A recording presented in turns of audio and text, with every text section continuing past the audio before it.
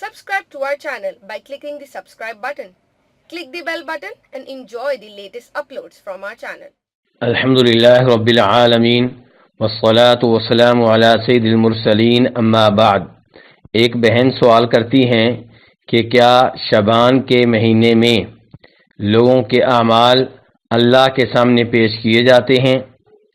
تو جواب یہ ہے کہ یہ بات صحیح ہے کہ شعبان کے مہینے میں لوگوں کے اعمال اللہ کے سامنے پیش کیے جاتے ہیں، اور اس کی دلیل وہ حدیث ہے جسے امام نسائی رحمہ اللہ جناب اسامہ بن زید رضی اللہ تعالی عنہ سے روایت کرتے ہیں۔ وہ کہتے ہیں کہ میں نے کہا، اے اللہ کے رسول صلی اللہ علیہ وسلم، آپ جتنے روزے شعبان کے مہینے میں رکھتے ہیں اتنے روزے آپ دیگر مہینوں میں نہیں رکھتے۔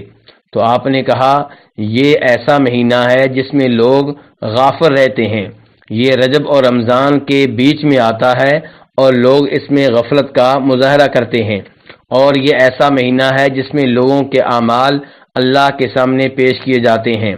تو میں چاہتا ہوں کہ جب میرے اعمال اللہ کے سامنے پیش کیے جائیں تو میں روزے کی حالت میں ہوں۔